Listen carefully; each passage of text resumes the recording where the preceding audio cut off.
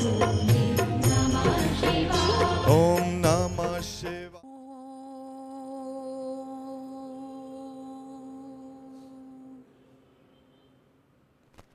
असतो मा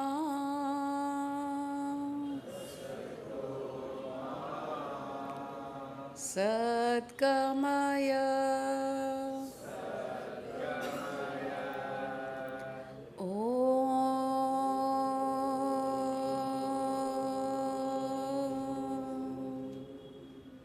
तमसो मा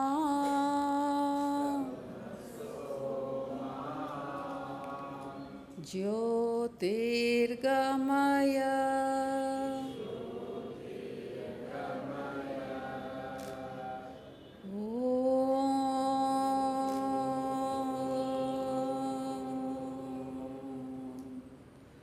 मृत्योर्मा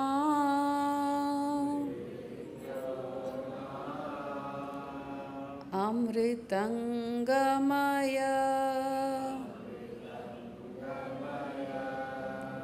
शांति शांति शांति।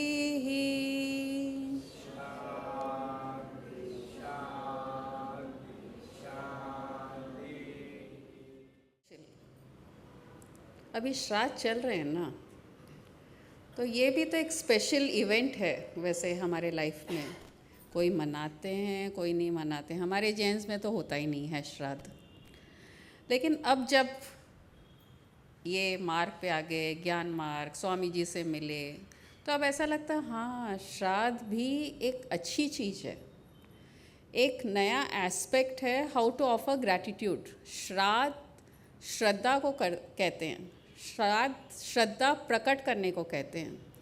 तो अरे अच्छा, अपने एंसेस्टर्स को याद करके उनके लिए कुछ करना है, स्पेशल करना है, ये एक मौका मिल गया।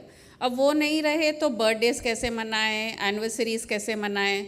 तो चलो ये तरीके से उनको याद करके उनकी पसंद की उनके जो पसंद है खाना वो बना के सबको बुला के एक वापस इवेंट क्रिएट कर लो कि सबसे मिलना जुलना हो जाए और उनको याद भी कर ले और उन्हें खुशियाँ भी दे दें।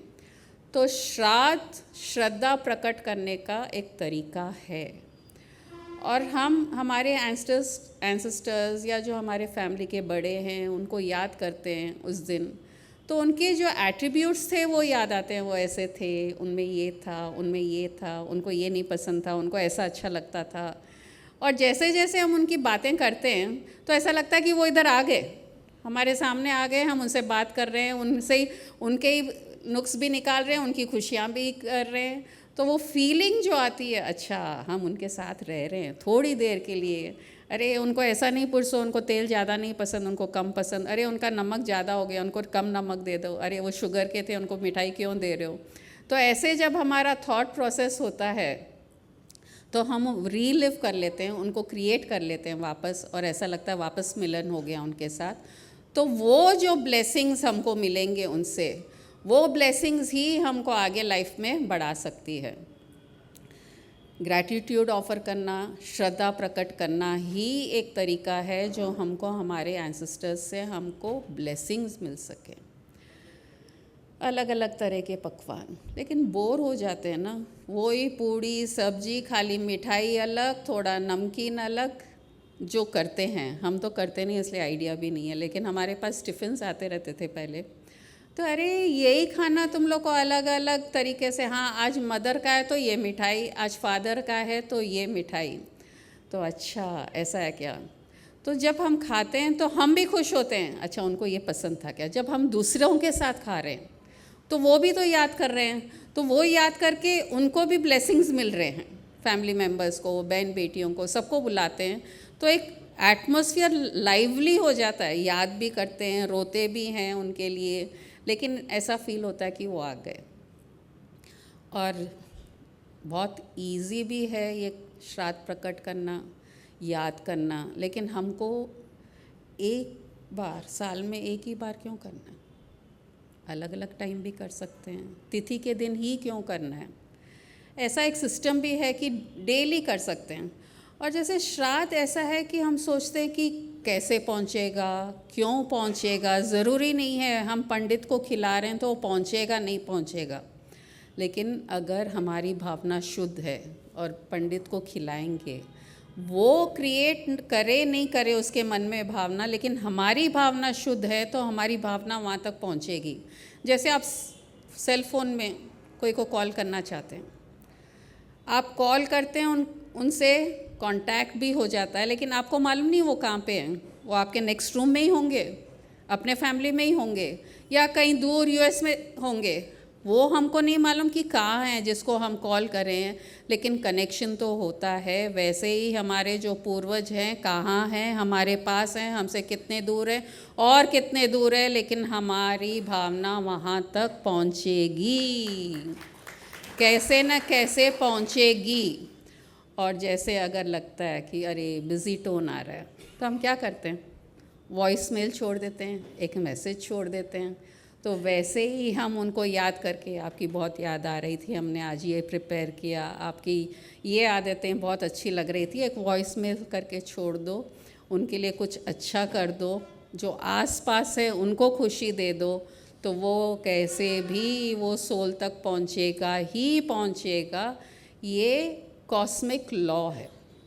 तो कभी भी कंजूसी नहीं करना है हमें, कंजूसी तो करना ही नहीं है। और आज उल्टा करने वाले हैं कि जो साल में एक बार करते थे ना हम श्राद्ध, एवरीडे करेंगे। एवरीडे क्यों नहीं याद करना हमारे एंसेस्टर्स को, हम क्यों नहीं उनके ब्लेसिंग्स को अर्न करना। भगवान से हम रोज़ प्रार्थना करते हैं, गुरु से करते हैं, बड़ों से जो घर में ऑलरेडी हैं उनसे भी आशीर्वाद लेते हैं, तो हमारे पूर्वजों से क्यों नहीं। ये भी एक सिस्टम है श्राद्ध का। तो जब हम डेली श्राद्ध करेंगे, श्रद्धा प्रकट करेंगे हमारे एंसेस्टर्स को, तब हमारा दिन, शुरुआत का दिन जो हम उनको याद करके फिर कोई कार्य करेंगे, वो दिन बहुत अच्छा जाएगा, क्योंकि उनके भी हम ब्लेसिंग्स ले रहे हैं। और सबसे बड़ी चीज़, कहीं ना कहीं जब हम थे, साथ में थे, जब वो ज़िंदा थे, कुछ ना कुछ मनमुटाव की बातें भी हुई होगी, कुछ ना कुछ उनका गलत लगा होगा, हम गलत कहे होंगे उनसे। उसके लिए भी हमारे पास एक सल्यूशन है, क्षमा याचना। जब हम श्राद्ध करते हैं तब श्रद्धा तो प्रकट करना ही है, खुशियाँ देना ही है, ग्रैटिट्यूड ऑफ़र करना है, प्लस क्षमा याचना भी करना है, ताकि अगर कुछ फ्रिक्शन हुआ है और हमारे माइंड में रह गया है, अब वो सोल तो अपना जर्नी कर रहा है, उसको याद नहीं है, लेकिन हमारे माइंड में हमको ट्रबल कर रहा है, जब हम क्षमा याचना करेंगे हमारा माइंड भी फ्री हो जाएगा और ऐसा फील होगा कि वो भी कह रहे हैं ठीक है, मैं तुम्हें माफ़ कर दिया, मैं माफ़ कर दी, जो भी है। तो क्षमा याचना करने से भी हमारी लाइफ में अच्छे इवेंट्स आने लगते हैं, क्योंकि जो ब्लॉकेट था वो हमारे तरफ से था, वो सोल आगे चला गया, लेकिन हम नहीं भूल पाते हैं कई बातें। उनसे माफ़ी मांग लीजिए, तो वो भी हम फ्री हो जाएंगे। वो तो फ्री हो गए, हमको फ्री होना बाकी था। तो क्षमा याचना का टूल भी बहुत इम्पॉर्टेंट है अगर लाइफ अच्छी चाहिए। तो आज से श्राद्ध का पीरियड है, ये तो कल परसों ख़त्म हो जाएगा, हम क्यों ना रोज़ श्राद्ध करें हमारे एंसेस्टर्स का, जो हमको बहुत प्रिय हैं। उनको याद करके सुबह सुबह उनके पसंद का एक चीज़ बना लीजिए, वो खा लीजिए, ऐसे फील कीजिए अच्छा वो खा रहे होंगे, वो कितने खुश हो रहे होंगे। अगर टाइम है तो, डेली कोई के पास टाइम है, नहीं है, अगर टाइम नहीं है, हाय हेलो तो कर ही सकते हो। हाय कैसे हैं आप, मैं तो स्वामी जी के पास जाती हूँ आश्रम में, तो हाई करती हूँ उनसे मन में, आप कैसे हैं, और गुड मॉर्निंग करती हूँ, तो ऐसा लगता है कि वो कनेक्शन है। तो कुछ भी बड़ा एलैबोरेट करने का ज़रूरत नहीं है, खाली एक मन से मन का कनेक्शन क्रिएट करना है। डेली श्राद्ध करेंगे तो श्रद्धा प्रकट करेंगे, और डेली क्यों ना ग्रैटिट्यूड ऑफ़र करें, क्यों ना वो ग्रैटिट्यूड मोड में आ जाएं हम, कि जो आप लोग ने किया, जो हम आज जी रहे हैं, जैसे भी हैं, और अगर तकलीफ़ में हैं तकलीफ़ में रहते हैं कई बार, तो आप हमें ये तकलीफ़ से बाहर निकालिए, क्योंकि आप में वो शक्ति है, आप हमारे पूर्वज हैं, आप हमको हेल्प कर सकते हैं।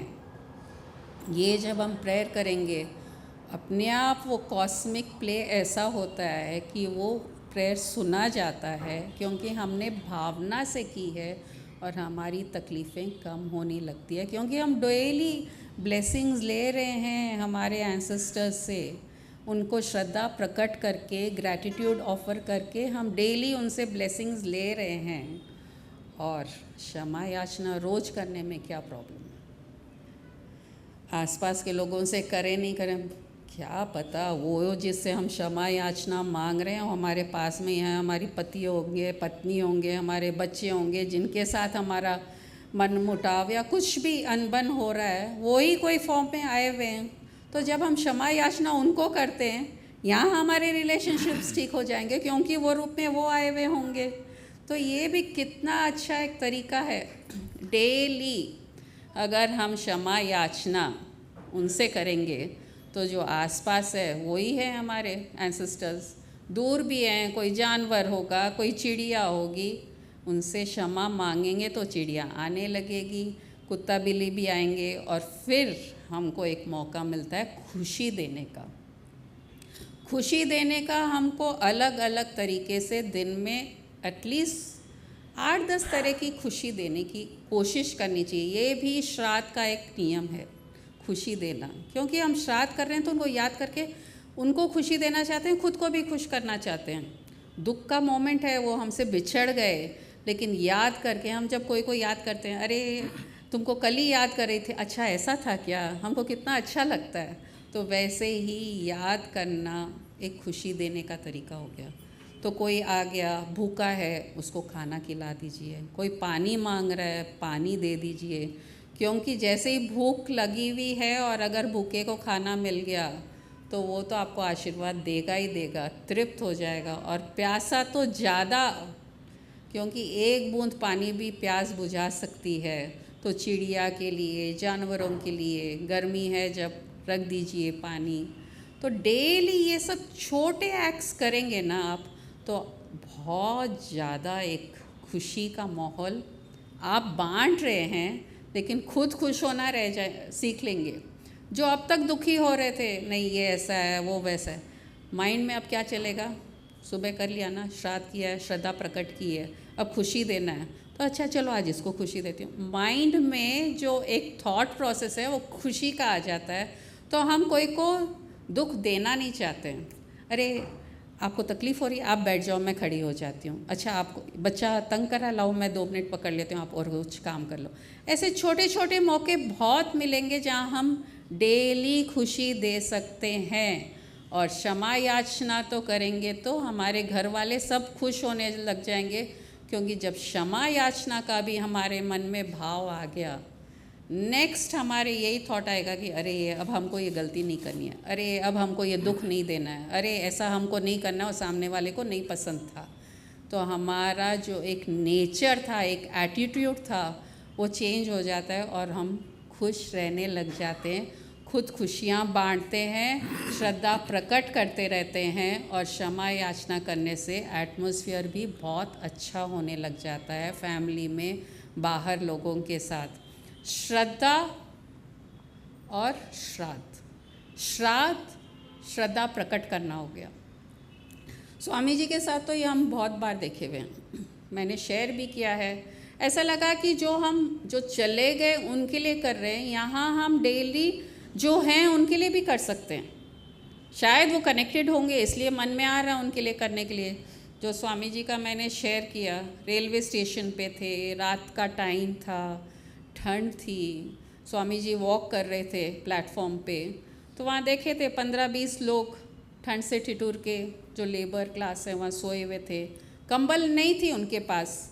तो अब स्वामी जी को लगा मेरे पास तो कंबल है नहीं, इनको ठंड भी लग रही है और मुझे ये अच्छा नहीं लग रहा है, अब मैं इन्हें कैसे हेल्प कर सकता हूँ। तो उन्होंने यही किया कि सबके सामने, एक एक के सामने जाके एक्ट किया खाली कि मैं कंबल उड़ा रहा हूँ। उनके हाथ में कंबल नहीं है, लेकिन मन से प्रकट किया कि मैं इसको कंबल उड़ाया, फिर गए फिर एक कंबल लाए मन से, फिर एक दूसरे को उड़ाया। वैसे पूरे 15-20 जो वो लेबर सो रहे थे, ठंड से ठिठुर रहे थे, एक एक के सामने खड़े होके उन्होंने वो कंबल उड़ाया। और उसका एंड रिज़ल्ट 15 मिनट में कोई लायंस क्लब वाले वहाँ से जा रहे थे वो स्टेशन से, उनका हो गया था कैंप, उनके पास 20-25 कंबल बच गए थे। तो वो स्टेशन क्रॉस कर लिए थे। स्वामी जी ने कहा कि वो लोग आगे चले गए, लेकिन फिर उनके मन में आया कि अरे अभी पीछे स्टेशन गया है ना, चलो हम देख लेते हैं, अपने पास कंबल भी पड़े हैं ना, कोई को ज़रूरत होगी तो वहाँ दे देंगे। तो यहाँ स्वामी जी का ये एक्शन होना, वहाँ उनके माइंड में ऐसा आना, और उनके पास फिज़िकली कंबल हैं, स्वामी जी के पास नहीं है, मन से क्रिएट किया। तो यहाँ वो लोग वापस आके स्वामी जी को कंबल दिए। स्वामी जी को नहीं, वो देखे अरे ये सो रहे हैं, स्वामी जी दूर बैठ गए थे, एक वो रहते ना बेंचेस, दूर बैठ के देख रहे थे कि कौन है, क्या है, किस लिए आए। तो देखे जैसे मैंने उड़ाया वैसे वो लोग एक एक कंबल सबको उड़ा दिया। तो स्वामी जी फिर पूछे उनको बुला के, आप ऐसा क्यों करें? बोले हम तो आगे निकल गए थे, हमारे पास कंबल बचे हुए भी थे, लेकिन थॉट नहीं आया। लेकिन सडनली ऐसे आगे निकल के याद आया, अरे स्टेशन गया है ना और अपने पास बच गए हैं ना, चलो वहाँ जाके ढूंढ लेते हैं तो उड़ा देंगे। यहाँ स्वामी जी का सोचना और वहाँ उनके माइंड में आना और फिज़िकली प्रकट होना। तो हम भी अगर गुरुजी कुछ करवाते हैं, हम लोग से स्वामी जी बहुत अलग अलग चीज़ें करवाई है, तो ऐसा लगता है वो सब हमारे बेनिफिट के लिए ही था। अगर गुरु कहता है तुमको ये करना है, क्यों करना है, किस लिए करना है, उसका रीज़न नहीं देता है गुरु, क्योंकि उनको भी नहीं मालूम कि इसको कैसे हेल्प करने वाला है वो चीज़। तो जो गुरु कहता है वो करेंगे तो हमारी श्रद्धा बढ़ेगी। गुरु हमारा श्राद्ध करवा रहा है श्रद्धा प्रकट करने के लिए, और श्रद्धा प्रकट करके वो हमारी ज़िंदगी सुधारना चाहता है। तो अगर कोई को अलग अलग कार्य कहा जाता है, सबको एक कार्य नहीं होता है, एक यूनिफॉर्म रूटीन नहीं होता है गुरु का, सबके लिए अलग अलग होता है। अभी ये एग्जाम्पल देखो, बैठे हैं आराम से, रिक्की जी कब गाना गाते थे ये, अब गुरुजी ने कह दिया रिक्की अब तुमको गाना गाना है, तो बस अच्छा गाना गाना है तो श्रद्धा प्रकट हो गई। अच्छा अब मेरे को गुरु को खुश करना है गाना गा के, अब उसमें इम्प्रूवमेंट, गुरुजी आज मैंने ये भजन सीखा, आज मैंने ये भजन करना है। तो किस लिए क्यों करवा रहे हैं, शायद कहीं ना कहीं इसकी रिक्वायरमेंट होगी, वो समझ में नहीं आता है, वो बाद में रिवील होता है। जैसे स्वामी जी का यहाँ कंबल उड़ाना और फिज़िकली कंबल आना, तो इसके गाने का भी रिज़ल्ट कुछ होगा। अब कोई से कहते हैं अरे तुम आज ये खाना तुम्हारे तरफ का कर दो, आज तुम ये कर दो, आज इनको खिला दो, तो कुछ ना कुछ गुरु चाहता है कि उसका कल्याण हो इस तरीके से। ये बहुत अच्छा एक स्टोरी याद आ गया अभी महाभारत में, अब ये श्राद्ध का ही है स्टोरी। जब कर्ण का डेथ हो गया और वह स्वर्ग गया, वो भूखा रहने लग गया क्योंकि उसको खाना नहीं दिया जा रहा था स्वर्ग में। तो बोला मैं स्वर्ग में अगर खाना नहीं दे रहे हैं तो क्या दे रहे हैं मालूम है उसको खाने के लिए? जिसको स्टोरी मालूम है, सोना दे रहे हैं खाने के लिए। सोना कोई खाने की चीज़ है नहीं। तो बोलता है अरे मेरे को खाना चाहिए, मुझे भूख लगी है, सोना क्यों दे रहे हो? बोले जब तुम जिंदा थे ना, तुम सिर्फ सोना दिए सबको, दानवीर कर्ण हो तुम, लेकिन सबको सोना दिए, कभी भूखे प्यासे को खाना नहीं दिए। अरे ये गलती मैंने कर ली क्या? बोले हाँ, इसलिए अब तुमको सोना ही खाना पड़ेगा। बोला मेरा सोना से पेट नहीं भरेगा, मुझे कुछ उपाय बताओ। तो इंद्र के पास जाते हैं, दूसरे भगवान के पास जाते हैं। बोले चलो ठीक है, तुम इतनी विनती कर रहे हो और तुम दानवीर कर्ण हो, चलो तुम वापस पृथ्वी लोक में जाओ, 15 दिन जाओ, लोगों को खिलाओ पिलाओ, तो तुम जब वापस यहाँ आओगे तो तुमको खाना मिलेगा। तो ये सिस्टम जो है ना श्राद्ध का, वो वैसे ही शुरू हुआ। तो इसलिए अगर गुरु कहता है कोई को खाना खिला दो, तो सोच लो कि तुम पिछली ज़िंदगी में खिलाए नहीं, अगली ज़िंदगी में मिलेगा नहीं, इसलिए चुपचाप जो गुरु बोले खिला दो। अरे हमारे साथ विकी है, विकी है वो कभी भी, उसके परिवार बोलते हैं कि पानी नहीं पिलाता, कोई गेस्ट आए तो पूछता भी नहीं खाना खाए नहीं खाए, पूछने का तो नाम ही नहीं है। जब से हमारे पास आने लगा है, गुरुजी बोल रहे हैं ये भी खिलाओ वो भी लाओ, ये भी खाना है वो भी खाना है। अब तो जो हर फेस्टिवल में आपके कैरी और जाम, आश्रम में। सब आश्रम में जो भी फेस्टिवल होता है और कैरी जाम होता है ना, सब खाते हैं मेरे ख्याल से, शौक से खाते हैं। वो विकी को हम पर्पसली बोलते हैं, अरे अब तुम्हारा ड्यूटी है, तुम मंगवा लेना, सब खाने वाले हैं। हम लोग पहले कभी नहीं खाते थे, अब ये 2-3 बार से खाने लगे और एंजॉय कर रहे हैं। तो अगर गुरु कुछ कह रहा है तो हमारी जो कमियां हैं ना, या आगे जो हमको तकलीफ़ आने वाली है, उससे बचाने के लिए अलग अलग तरीके से हमको समझाता है। बंसल जी को बोलते हैं आप ये कर लो, तो वैसा कर लेते हैं। यहाँ श्राद्ध करवा रहा है श्रद्धा बढ़ाने के लिए, श्रद्धा प्रकट करने के लिए, क्योंकि जैसे ही आप गुरु को सर्व करोगे आपकी श्रद्धा बढ़ेगी। श्रद्धा बढ़ेगी तो एक खुशी भी होगी, खुशी के साथ हमको ये लगेगा अच्छा मैंने ये गलत किया, अरे माफ़ कर दो ना, वो सब थॉट्स आने लगेंगे, हमारी लाइफ अच्छी होने लग जाएगी। तो ये है श्राद्ध और श्रद्धा प्रकट करना। श्राद्ध ही है और श्रद्धा प्रकट करने का तरीका। तो डेली करें, खुशी से करें, जो पसंद है अपने पसंद का भी खा लो, ऐसा कुछ नहीं है अरे आज मेरा मन है, आप बोलते थे ना तेरे को जो पसंद है खा लो, आज मैं खा के मैं खुश हो रही हूँ, आप भी मुझे देख के खुश हो जाओ। ऐसे आपस में एक इंटरेक्शन भी करेंगे ना हम हमारे एंसेस्टर से, तो ऐसा फील हो गया कि वो गए ही नहीं, फॉर्म से फॉर्मलेस हो गए और अवेलेबल हैं हमको जब चाहिए जब। ज्योत से ज्योत जगाओ सतगुरु, ज्योत से ज्योत जगाओ, मेरा अंतर तिमिर मिटाओ सतगुरु, ज्योत से ज्योत जगाओ। ये ज्ञान का ज्योत, ज्योत से ज्योत जगाओ, ये ज्ञान का ज्योत से ऐसा लग रहा है कि क्या खुशियाँ रेडी खड़ी है हमारे सामने, हम ही नहीं अपना रहे थे। साल में एक बार श्राद्ध करना है, बाकी दिन हम तकलीफ़ में हैं, या जिस दिन तिथि है उसी दिन करने हैं और बाकी दिन हम झुलस रहे हैं। अरे डेली याद करो उन्होंने, डेली सेलिब्रेशंस करो, डेली किसी को खुशी दो, डेली क्षमा याचना कर लो, श्रद्धा प्रकट करो।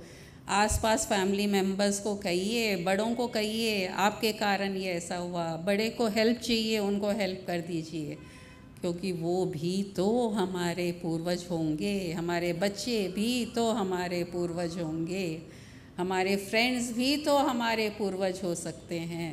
इसलिए अलग अलग तरीके से श्राद्ध करते जाइए, श्रद्धा प्रकट करते जाइए, खुशियाँ बांटते जाइए। श्राद्ध और श्रद्धा प्रकट, बस ये याद रख लीजिए, डेली करना है, एंजॉय करना है, खुशियाँ दौड़े दौड़े आएंगे और गम टाटा बाय बाय। ना भी किसी ने श्राद्ध किया होगा, आज आलू बोंडे मिले हैं, जलेबी है, कहीं ना कहीं किसी ने किया ही होगा। और जैसे गुरु माँ ने कहा कि यही है जो पूर्वज हैं, ऐसा नहीं है कि कोई पूर्वज शरीर में नहीं है, ऐसा नहीं है कि पितर वो बिना शरीर ही हरदम रहते हैं, वो भी शरीर धारण करते हैं। हमारे पूर्वज पितर जिनका श्राद्ध किया जाता है वो भी शरीर धारण कर चुके हैं। हमको नहीं पता कि कौन है वो, हमारे आसपास जो बैठे हैं उनमें ही हमारे पितर होंगे, हम ही हमारे पितर हो सकते हैं, ये भी हमने कई बार कहा है। हम ही हमारे पूर्वज हैं, हम ही हमारे दादा परदादा, हम कई बार कहते हैं कि ये देखो दादाजी वापस आ गए, क्योंकि वो दादाजी के जैसे एक्ट कर रहा है, दादाजी के जैसे बोल रहा है, दादाजी की पसंद की चीज़ें खा रहा है। और ये पॉसिबल भी है, दादाजी वापस आते हैं, दादी जी वापस आती है, सास भी आती है, सासुएं आती है। कई लोग कहते हैं तो मेरी सास है, ये बेटी को भी कहते हैं मेरी सास है, बहुत डांटती है मुझे, पिछले जन्म में सास रही होगी। तो ये केवल और केवल जो पूर्वज चले गए और किसी पितर लोक में है, हम उनका श्राद्ध कर रहे हैं, ऐसा नहीं है। श्राद्ध इसीलिए किया जाता है कि हमारे मन की सफाई हो जाए। श्राद्ध इसलिए किया जाता है कि हमारे मन में जो दबी हुई श्रद्धाएं हैं वो जाग जाए। उस श्रद्धा को जगाने के लिए श्राद्ध का एक तरीका बताया गया है। 3 प्रकार के ऋण बताते हैं शास्त्र में। 3 प्रकार के ऋण हैं। कहा जाता है कि उनको चुकाने से ही मुक्ति मोक्ष मिलती है। एक है देव ऋण, देवताओं का ऋण। दूसरा है ऋषि ऋण और तीसरा है पितर ऋण। इन तीनों का ऋण है हम पर, डेट है, लोन है, जो वापस हमको चुकाना है। देवताओं का ऋण है कि उन्होंने सृष्टि की रचना रची, एक नियम बनाया, यहाँ पर धरती में जीव जंतु हैं, प्राण है, खाने पीने की व्यवस्था है, हर तरह से जो देवताओं ने किया। बारिश कर रहे हैं, धूप मिलती है, अनाज उगता है, ये सब देवताओं का ऋण है। तो देवताओं का ऋण शास्त्रों के अनुसार, देवताओं का ऋण यज्ञ आदि के द्वारा किया जाता है। यज्ञ में देवताओं का ऋण चुकाया जाता है। तो उसमें जो भी आहुति दी जाती है वो देवताओं को जाती है। वो दूसरा ऋण है ऋषि ऋण। ऋषि मुनि ने क्या किया? ऋषि मुनि ने बहुत ज़्यादा रिसर्च किया, ध्यान किया, उन्होंने वेद प्रकट किया, उन्होंने शास्त्र लिखे, उन्होंने पुराण दिया। ये सब वेद, पुराण, उपनिषद, ये सब ऋषि मुनियों का दिया हुआ है खजाना हमारे लिए। तो कहा जाता है कि ऋषि ऋण स्वाध्याय से चुकाया जाता है। उन्होंने जो कार्य किया, उन्होंने जो कुछ हमें दिया, उसका उपयोग करना, उसको पढ़ना।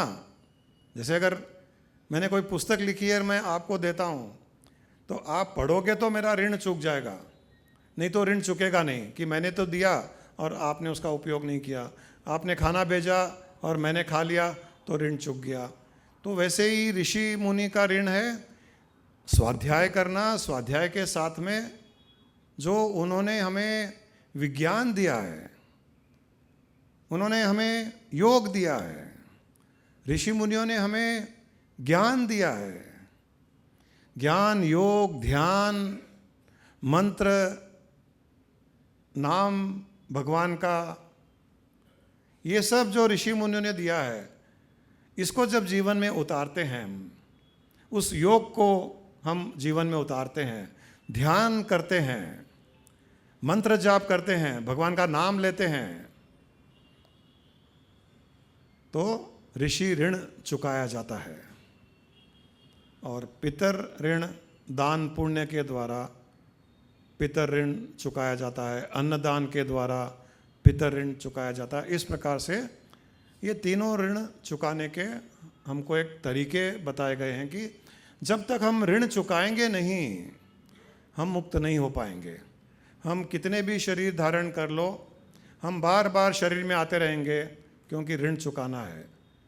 अभी मैंने किसी बैंक से अगर लोन लिया और बैंक में एड्रेस दे दिया मैंने, ये मेरा फलाना फलाना एड्रेस है, मैं यहाँ रहता हूँ, बैंक वाले ने वो एड्रेस पर आए, मुझे लोन दिया, अब मैं वो मकान छोड़ करके दिल्ली शिफ्ट हो जाता हूँ, अमेरिका चला जाता हूँ, तो क्या मेरा ऋण माफ़ हो जाएगा? नहीं होगा। मैं कहीं भी जाऊँ मुझे चुकाना पड़ेगा, क्योंकि वो मैंने दिया है। तो वैसे ही ये ऋण सोल के हैं, ये शरीर के नहीं है, ये सोल के हैं। सोल कहीं भी रहो, किसी भी शरीर में रहो, किसी भी स्थान में रहो, उसे उसका ऋण चुकाना पड़ता है।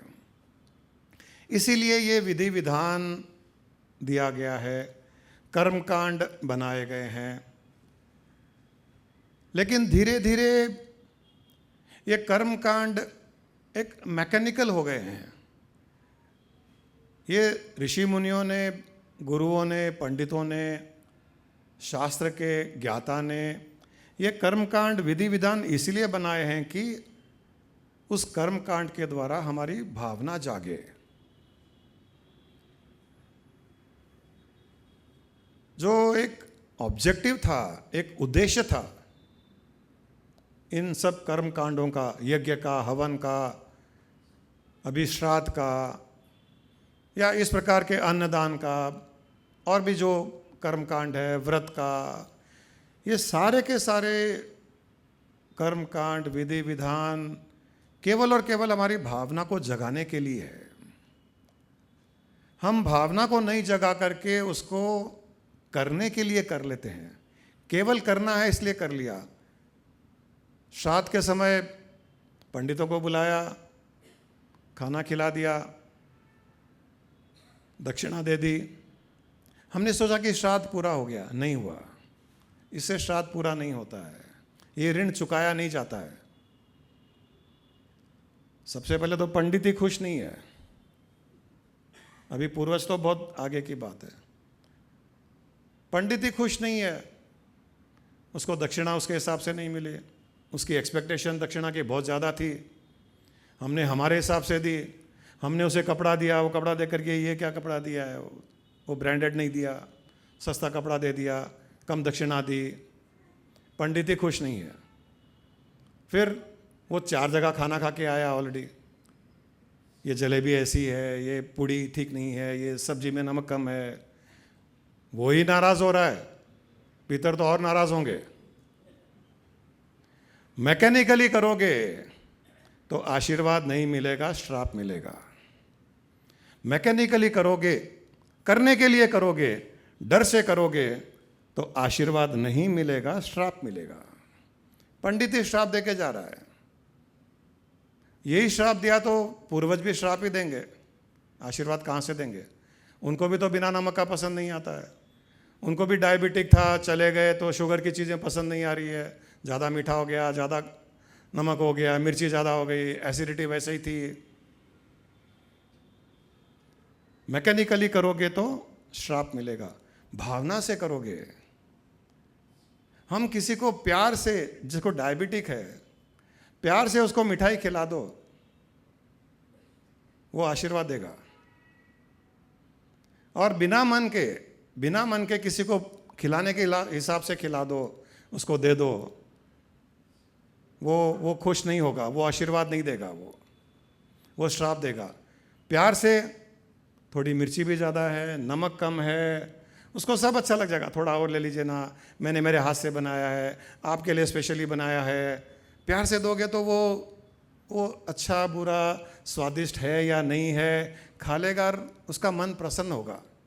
मतलब भावना से खिलाया तो सामने वाले का मन प्रसन्न होगा, और केवल खिलाने के लिए खिलाया तो वो प्रसन्न नहीं होगा और श्राप ही दे करके जाएगा। तो श्राद्ध में ये श्रद्धा बहुत आवश्यक है, भावना वाली श्रद्धा, पूर्ण भावना से। और अगर जब भावना से ही करना है और भावना ही श्राद्ध है, श्रद्धा ही श्राद्ध है, पंडितों को खिलाना श्राद्ध नहीं है, कुछ दान देना श्राद्ध नहीं है, श्रद्धा श्राद्ध है। श्रद्धा का अर्थ है भावना, श्रद्धा का अर्थ है भावना, भावना रूपी श्रद्धा, श्रद्धा रूपी भावना।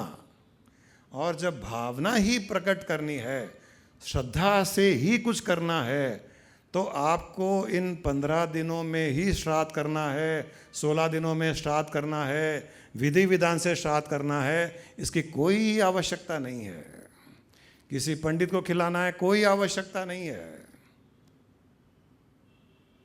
जब भावना ही करनी है तो कहीं पर भी, कैसे भी, किसी भी समय, किसी भी दिन, पूरे साल में, आप अपने घर में हो या रेस्टोरेंट में हो या स्विट्ज़रलैंड में हो, कहीं पर भी आप उस भावना को प्रकट कर सकते हो और वो हमारे पूर्वजों तक पहुंचने में सक्षम भी होगी, वही सक्षम होगी।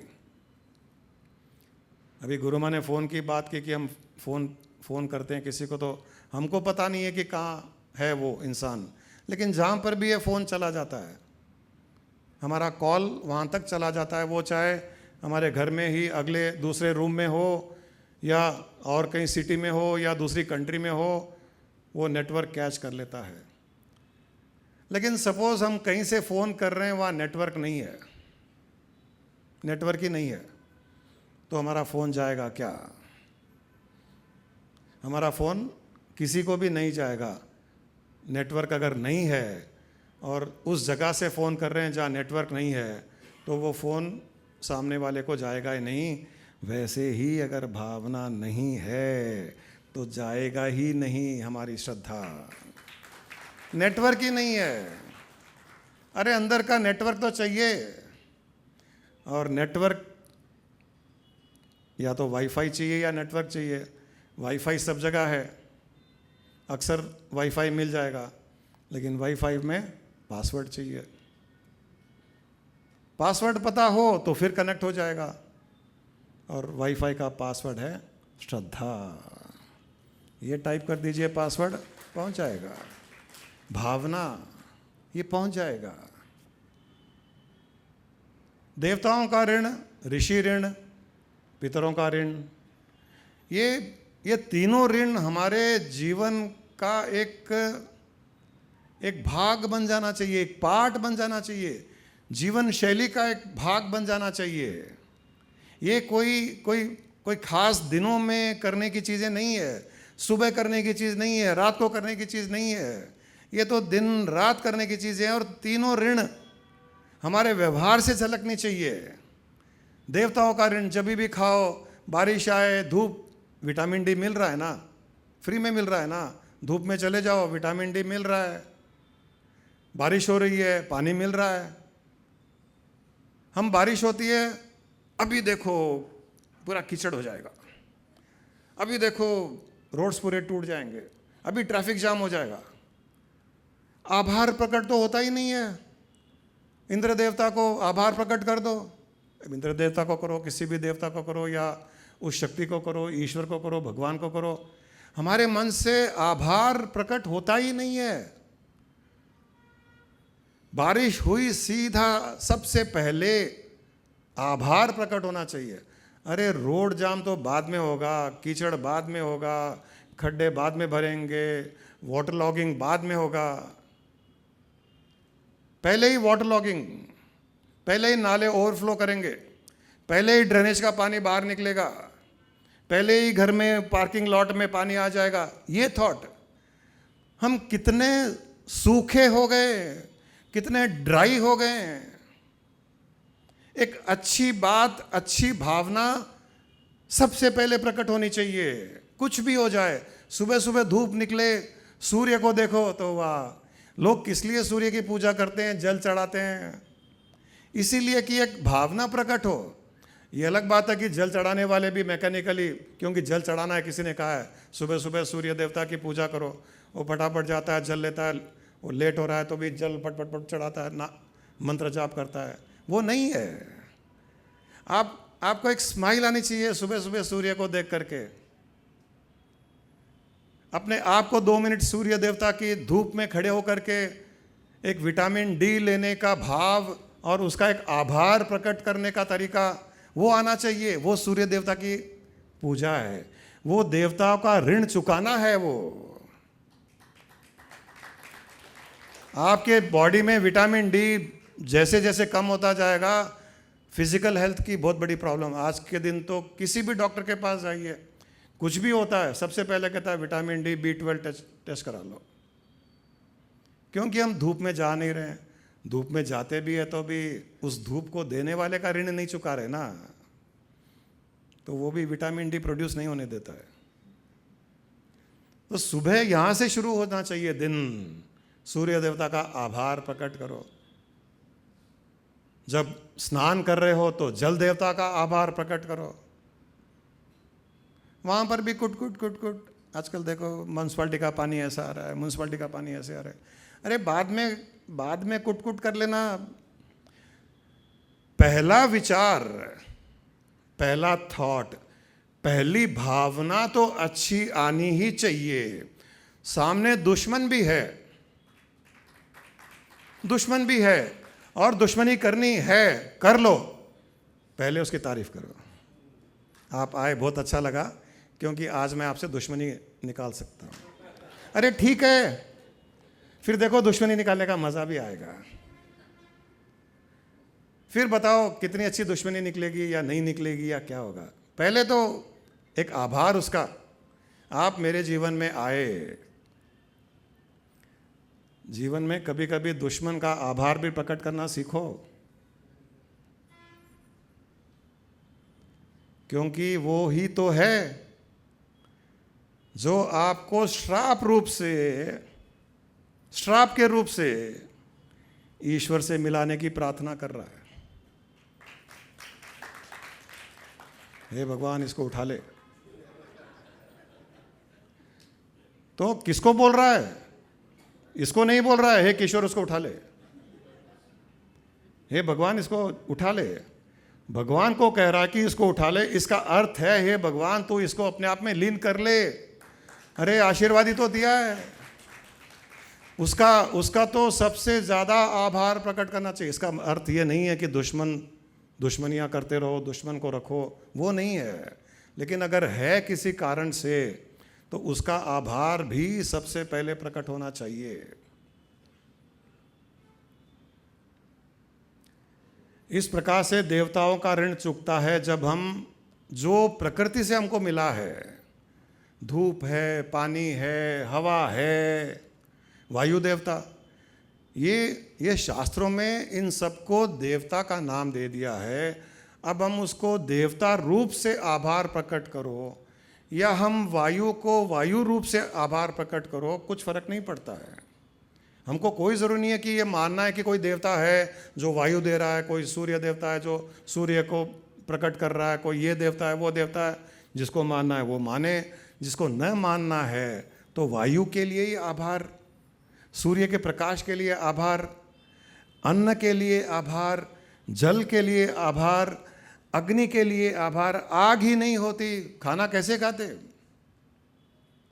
खाली दाने चबाते। 2-4 दिन खा के देख लो। वैसे वजन कम करने के लिए बहुत अच्छा तरीका है। किसी ने कहा है रोज 21 चावल के दाने बिना उबाले खा लो, कच्चे, वजन कम हो जाएगा। थोड़ी चर्बी भी ज़्यादा बढ़ गई है सबकी। तो आभार प्रकट करना पांचों तत्वों का बहुत आवश्यक है। जब पांचों तत्वों का आभार प्रकट करते हैं, पृथ्वी नहीं होती तो अन्न प्रकट नहीं होता, हम जिंदा नहीं रह पाते। जल, वायु, अग्नि, आकाश, पांचों तत्वों का आभार रोज सुबह प्रकट होना चाहिए। और उसके साथ साथ पांचों तत्वों को के साथ में या उनसे क्षमा याचना भी करनी चाहिए, क्योंकि हम उनका दुरुपयोग भी कर रहे हैं, हम मिसयूज़ भी कर रहे हैं। हम धरती का मिसयूज़ कर रहे हैं, हम जल का मिसयूज़ कर रहे हैं, हम वायु का मिसयूज़ कर रहे हैं, हम अग्नि का मिसयूज़ कर रहे हैं, हम आकाश तत्व का मिसयूज़ कर रहे हैं। उसके लिए भी क्षमा याचना होनी चाहिए पांचों तत्वों से। अरे जीवन देने वाले हैं ये। माँ बाप तो हमको पैदा करते हैं, माँ बाप तो संसार में लाते हैं।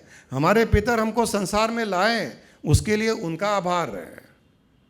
लेकिन लाने के पश्चात, लाने के बाद कौन जीवन दे रहा है? सांस ले पा रहे हैं तो जिंदा हैं, पानी पी पा रहे हैं तो जिंदा हैं, खाना खा पा रहे हैं तो जिंदा हैं, खाने को पका करके खा पा रहे हैं तो स्वास्थ्य अच्छा है। धरती से गेहूँ, चावल, अन्न आदि हम उगा रहे हैं तो हम जिंदा हैं। हर प्रकार से ये पांचों तत्व ही हमारे जीवन के आधार हैं। और अगर मैं अलग दृष्टिकोण से कहूँ, ये पांचों तत्व ही हमारे पूर्वज हैं, क्योंकि ये शरीर भी पांचों तत्वों से बना है। शरीर भी पांचों तत्व से बना है और शरीर जिंदा भी पांचों तत्वों से रहता है। जीवन भी पांचों तत्व से मिलता है। शरीर भी पांचों तत्व से मिलता है, और इन पांचों तत्व में मन, इंद्रियां आदि का वास होने पर हम ऋषि ऋण भी चुका पाते हैं। पांचों तत्व का आभार प्रकट करने से हम देवता ऋण से मुक्त हो जाते हैं। फिर मन, इंद्रियां, बुद्धि जो मिली है उनसे हम आध्यात्मिक योग, अच्छा व्यवहार, हम योग, नियम, यम आदि का हम प्रयोग, उसकी प्रैक्टिस कर करके ऋषि मुनि का हम ऋण चुका पाते हैं। हम गीता पढ़ लो, हम भागवत पढ़ लें, हम रामायण पढ़ लें या देख लें या सुन लें, ऋषि प्रसन्न होते हैं, गुरु प्रसन्न होते हैं, तो उनका ऋण चुकता है। जो जो जब जब प्रसन्न होता है उसका ऋण चुकता है। प्रसन्नता ही एक तरीका है जिसके द्वारा किसी का ऋण चुकता है, क्योंकि जब तक ऋण नहीं चुकेगा प्रसन्न नहीं होगा। आपने किसी को पैसा दिया, अब वो पैसा नहीं दे रहा है, वापस घुमा रहा है, आपको कल दूंगा, परसों दूंगा, आपके सामने आ जाएगा तो आप प्रसन्न होंगे क्या? लेकिन जिस दिन वो आपका पैसा ऐसा देगा कि आपका वापस पैसा, आप गले लगाओगे, आजा बैठ जा, चाय कॉफ़ी पी ले, खाना खा ले, क्योंकि ऋण चूक गया। ऋण चूक गया तो वो प्रसन्न हुआ। वैसे ही पांचों तत्वों का ऋण, ऋषि का ऋण, पितरों का ऋण व्यवहार में लाने से वो सारे के सारे ऋण चुकते हो जाते हैं, वो प्रसन्न होते हैं। और जब वो प्रसन्न होते हैं तो आपकी ओर प्रसन्नता न्योछावर करते हैं। जीवन के हर कार्य के जो कठिनाइयां आती है, जो रुकावटें आती हैं हमारे सक्सेस में, हमारे काम में, बिजनेस में, हेल्थ में, प्रोफेशन में, जो रुकावटें आती हैं, जो कठिनाइयां आती हैं, ऑब्स्टेकल्स होते हैं, वो सारे के सारे हमने कहीं ना कहीं किसी का ऋण चुकाया नहीं, इसीलिए आते हैं, और कोई रीज़न नहीं है। इसीलिए हम बार बार कहते हैं कि आशीर्वाद की कमाई करो मेरे दोस्त, आशीर्वाद की कमाई करो, भाग्य अपने आप बन जाएगा। आशीर्वाद की कमाई यही है कि सबको प्रसन्न करो, पत्नी को प्रसन्न करो, पति को प्रसन्न करो, दोस्तों को प्रसन्न करो, बच्चों को प्रसन्न करो, माँ बाप को प्रसन्न करो, क्योंकि उन सब में पांचों तत्व भी है। उन सब में पांचों तत्व भी है, उन सब में ऋषि मुनि भी है, क्योंकि हर किसी को कुछ ना कुछ तो ज्ञान है। कोई शास्त्र का ज्ञान है, कोई सत्संग का ज्ञान है, कोई और किसी चीज़ का ज्ञान है, किसी को अकाउंट्स का ज्ञान है, किसी को आईटी का ज्ञान है, वो भी ऋषि मुनि का ही दिया हुआ है। और हमारे किसी न किसी प्रकार से बायोलॉजिकली भी कनेक्टेड है। वैसे देखा जाए तो सारी सृष्टि बायोलॉजिकली कनेक्टेड है, हमको दिखाई नहीं देती है, परंतु बायोलॉजिकली कनेक्टेड है। हम सब बायोलॉजिकली कनेक्टेड है, जो दिख रहा है और जो नहीं दिख रहा है, ये पूरा बायोलॉजिकली कनेक्टेड है ये। तो जब बायोलॉजिकली कनेक्टेड हो गए तो वो सब किसी न किसी रूप से हमारे पितर, पूर्वज वही हो गए वो।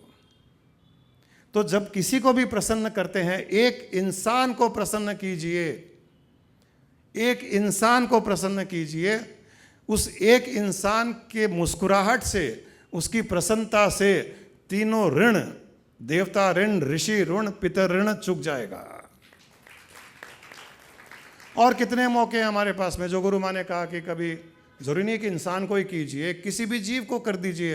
रास्ते चल रहे हैं, कोई कुत्ता आपके सामने आ गया, कोई बिल्ली आपके सामने आ गई, किसी न किसी रूप से आ गया, मतलब आपके सामने आ गया, आपकी ओर देखा, आपसे आंखों से आंखें, नजरें मिलाई।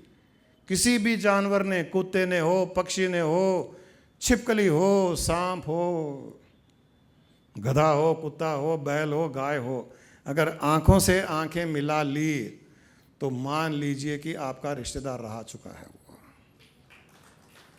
आपका दोस्त रह चुका है, वो आपका पूर्वज रह चुका है, वो उसके बिना आंखों से आंखें भी नहीं मिलाएगा। वो कोई ना कोई कर्मों का संबंध रह चुका है। कभी भी किसी ने भी आपसे आंखें से आंखें मिला ली, इंसान हो, जानवर हो, कोई भी हो, उसका आपसे कुछ किसी न किसी प्रकार का रिश्ता रह चुका है, कर्मों का रिश्ता। कोई ज़रूरी नहीं है कि आंखों से आंखें मिल गई तो उसको बिठाना है, घर पे बुलाना है, खाना खिलाना है, कोई ज़रूरी नहीं है। ऐसे तो कोई भी हो सकता है। अब जैसे हम कई यूएस में या ऐसे कई कंट्रीज़ में देखते हैं, वहाँ पर अनजान लोग भी, लिफ्ट में भी दो लोग मिल जाते हैं तो ऐसे नॉड करते हैं सिर को, कुछ बोलते नहीं है, हाँ, एक्नॉलेज करते हैं।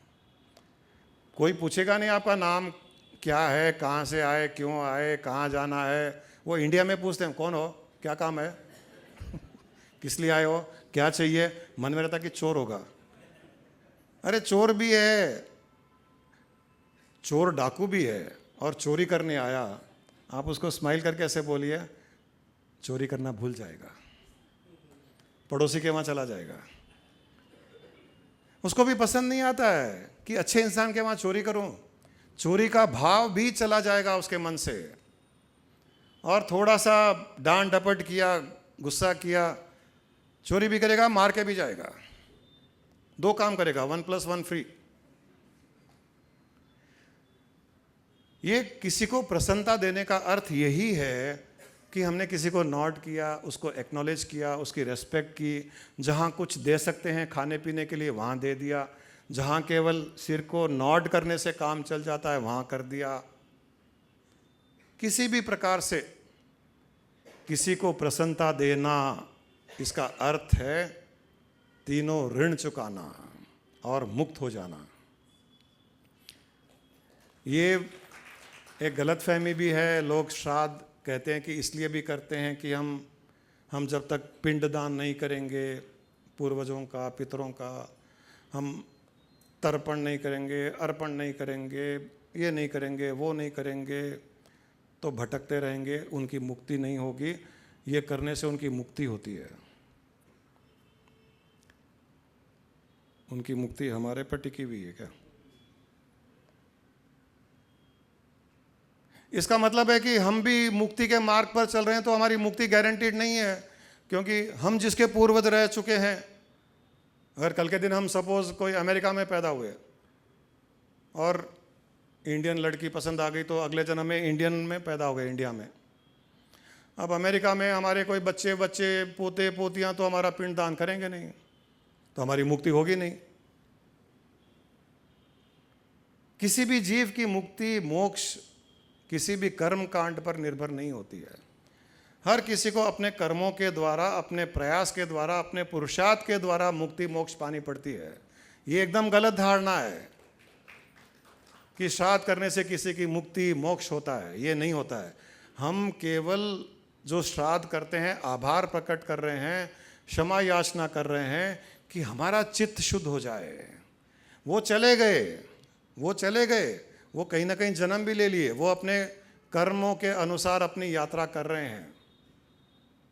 अभी जैसे हम सोए हुए हैं और नींद में हम सपना देख रहे हैं, हम नींद में सपना देख रहे हैं। अभी कोई भी कहीं पर भी हमारा श्राद्ध कर रहा है या हमें याद कर रहा है, क्या आपको नींद में पता चलेगा? क्या आप उसके लिए आशीर्वाद उत्पन्न करोगे या उसके लिए श्राप उत्पन्न करोगे? आप नींद में, सपने में हो या गहरी नींद में हो और हमको कोई याद कर रहा है कहीं, हमको तो पता भी नहीं है कौन याद कर रहा है, किसको याद कर रहा है, क्योंकि हम सपने में है या नींद में है। तो हमको कोई याद भी कर रहा है, हमारा श्राद्ध कर रहा है, हमारे लिए कुछ प्रार्थना कर रहा है या हमको गालियां दे रहा है या अच्छी बातें कर रहा है, हम तक वो पहुंचती ही नहीं है। उसी प्रकार जो चले गए न वो हमको आशीर्वाद दे सकते हैं, न हमको श्राप दे सकते हैं। हमको डरने की आवश्यकता नहीं है। लेकिन जब हम आभार प्रकट करते हैं उनका, किस लिए करते हैं हम आभार प्रकट? कि हमारी भावना जब पहुंचती है तो किसी न किसी रूप से उनको खुशी मिलती है, हमारी भावना से उनको किसी न किसी प्रकार से खुशी मिलती है, उनको प्रसन्नता मिलती है। और जैसे मैंने कहा कि किसी को भी प्रसन्नता मिलने से हमको प्रसन्नता मिलेगी। What we give that we get back. जैसे कर्ण ने सोना दिया तो उसको वहाँ सोना खाने के लिए मिला। अब उसको सोना तो खा नहीं सकता, वो सोने के लिए तो भोजन चाहिए। तो वैसे ही हम जब किसी को भी किसी प्रकार से प्रसन्न करेंगे तो हमको वापस वो प्रसन्नता हमको मिलेगी। ये श्राद्ध का अर्थ है। ये कभी भी नहीं सोचना चाहिए कि हमारे कुछ करने से वो मुक्त होंगे या वो बंधन में रहेंगे या वो भूत बन करके पीछे पड़ेंगे या हमको श्राप देंगे। ऐसा कुछ नहीं होने वाला है। सब अपनी अपनी अपनी अपनी यात्रा कर रहे हैं। जैसे सपने में हम हमारी यात्रा कर रहे हैं, हम सपने में हमारी यात्रा कर रहे हैं। हम किसी से भी निर्भर नहीं है। कोई चाहे तो भी हमारे सपने में नहीं आ सकता है। कोई कितना भी चाहे हमारे सपने में नहीं आ सकता है, कितनी भी कोशिश कर ले, गुरु के अलावा दूसरा कोई भी हमारे सपने में नहीं आ सकता है, कितना भी चाहे वो कर ले। तो वैसे ही हम किसी भी उस जीवात्मा, उस सोल तक हम उसके जीवन में बंधन या मुक्ति या मोक्ष वो हम नहीं कर सकते। हाँ, भावना के द्वारा प्रसन्नता भेजें तो उनको प्रसन्नता प्राप्त होती है। उस प्रसन्नता से हमारे जीवन में प्रसन्नता आकर्षित होती है। तो चलिए एक 2 मिनट के लिए एक ध्यान के द्वारा हम कोशिश करें कि श्रद्धा जगाएं, हम श्राद्ध भी कर लें, पूर्वजों को हम खुश कर लें। और पूर्वज कोई ज़रूरी नहीं है कि किसी पितरलोक में है, आपके आसपास वाले भी आपके पूर्वज हो सकते हैं। तो श्रद्धा इस प्रकार जगाएं कि हर किसी के लिए श्रद्धा जगाएं, हर किसी के लिए एक प्रेम जगाएं, हर किसी के लिए आभार जगाएं। तो ये हमारी भावना, जहाँ पर भी हमारे पूर्वज हैं, हम उनको पहचान नहीं भी रहे हैं तो भी उन तक पहुँच जाएगी। अपनी आंखें बंद कर लीजिए। सबसे पहले अपने परिवार को याद कीजिए, अपने परिवार के मेंबर्स को, सदस्यों को, पति पत्नी, बच्चे, माँ बाप, सास ससुर, जो भी इमीडिएट फैमिली मेंबर्स हैं जो एक घर में रहते हैं, उनका आभार प्रकट कीजिए, मन से भावना उत्पन्न कीजिए, उनको धन्यवाद दीजिए, उनको थैंक्स कीजिए कि आपके कारण मुझे ये मनुष्य योनि मिली है और आप सबका सहयोग, सपोर्ट के कारण मैं जीवन में आगे बढ़ पा रहा हूँ या बढ़ पा रही हूँ। उन सबको गले लगिए, अपने फैमिली मेंबर्स को गले लगाइए, बड़ों को प्रणाम कीजिए, छोटों को प्यार कीजिए, उनसे क्षमा याचना भी कीजिए, उनसे ज्ञान मांगिए कि मुझे रास्ता दिखाइए मेरे जीवन में आगे बढ़ने के लिए। उन्होंने जो कुछ हमें खाने पीने के लिए दिया उसके लिए धन्यवाद, जीवन में जो कि सुविधाएं दी उसके लिए धन्यवाद। अब धीरे धीरे आप अपने रिश्तेदारों को याद कीजिए, अपने मित्रों को याद कीजिए, अपने कोई जो मनमुटाव जिससे हुआ है, जिसके साथ में संबंध अच्छे नहीं है, उनको भी याद कीजिए। उनको भी इसी प्रकार आभार प्रकट कीजिए एक भावना से कि आपका बहुत बहुत धन्यवाद।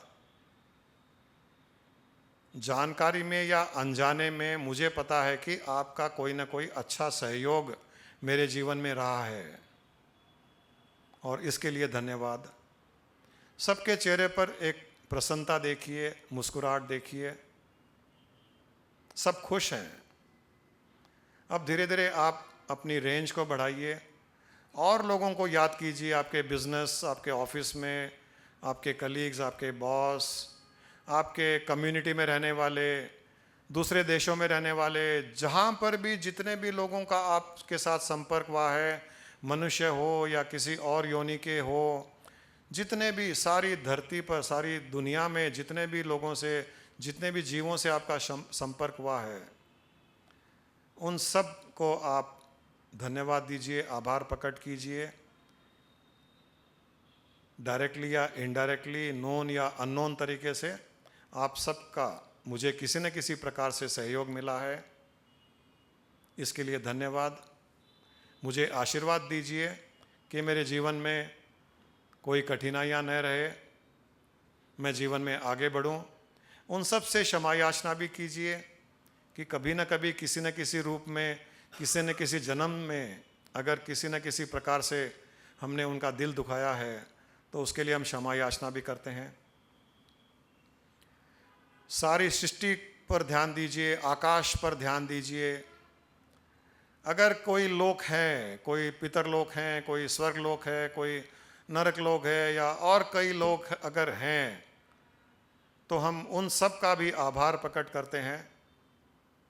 देवताओं का, पितरों का, असुरों का, गुरुओं का और किसी का भी आभार प्रकट करते हैं हमें ये जीवन देने के लिए। इस जीवन में सब कुछ पूर्णता के अनुसार जीवन देने के लिए उनका आभार। सूर्य को याद कीजिए, सूर्य के प्रकाश को ग्रहण हम रोज करते हैं। आज सूर्य के लिए आभार प्रकट कीजिए कि तुम्हारे कारण, तुम्हारी ऊर्जा के कारण हम जीवित रह पाते हैं। इसके लिए आपका बहुत बहुत धन्यवाद। धरती माँ का आभार प्रकट कीजिए कि धरती माँ के कारण हम इस धरती पर रहते हैं, हमें अनाज मिलता है धरती से, हमें फल फूल आदि मिलते हैं इसी धरती से, जिसको हम खा करके तृप्त होते हैं। इसके लिए धरती माँ का भी आभार।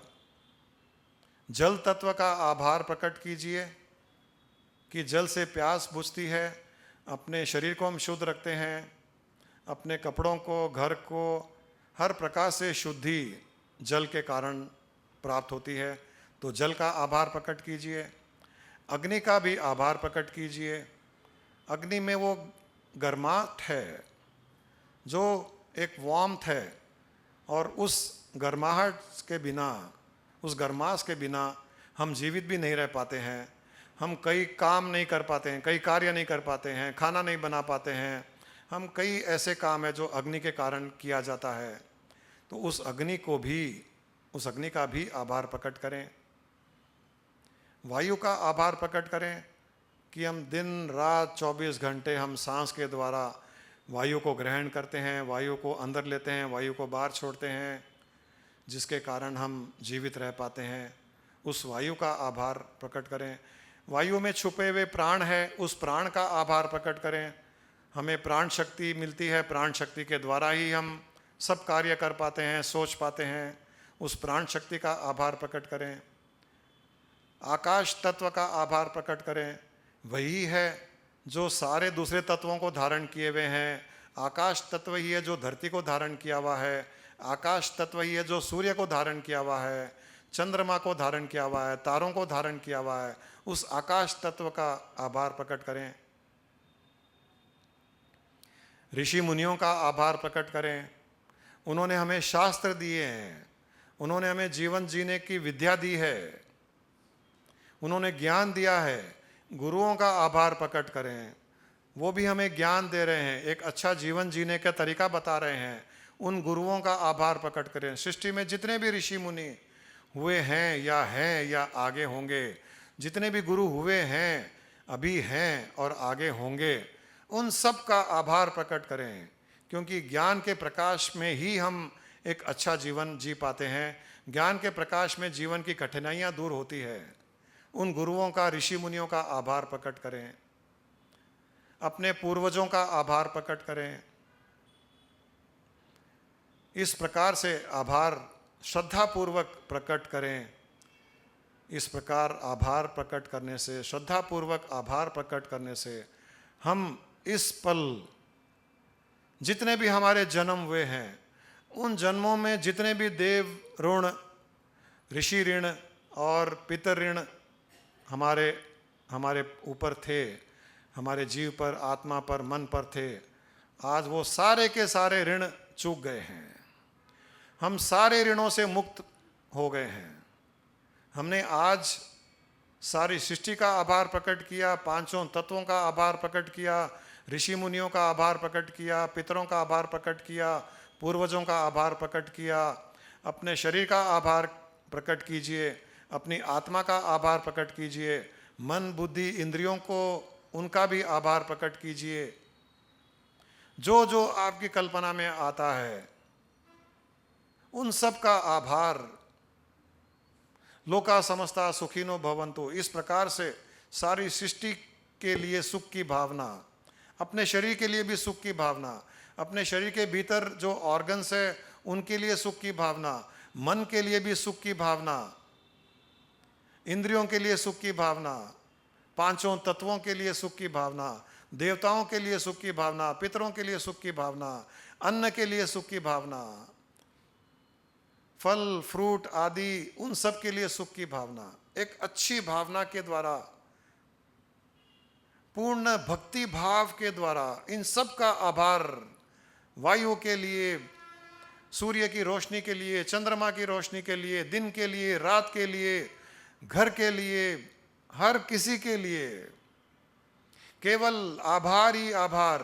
आभार का एक फाउंटेन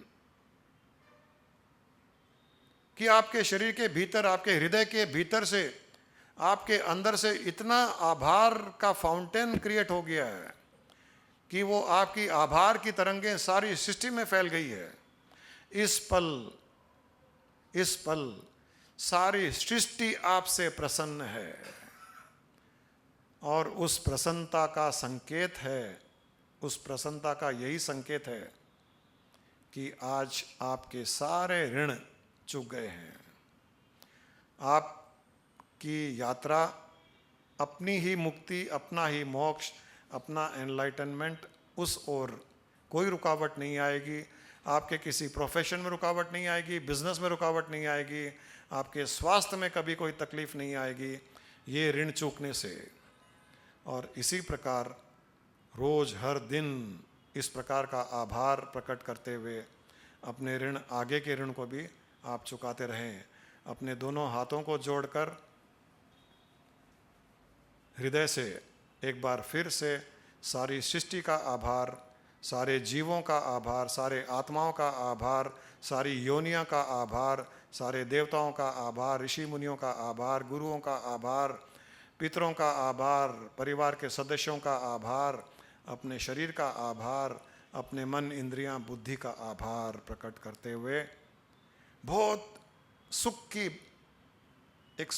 का अनुभव करते हुए दोनों हाथों को आपस में मसल कर आँखों पर लगा लें और धीरे धीरे अपनी आँखें खोलने का प्रयास करें। आँखें खोलने के पश्चात भी सुख की भावना, हल्केपन का आभास रहे।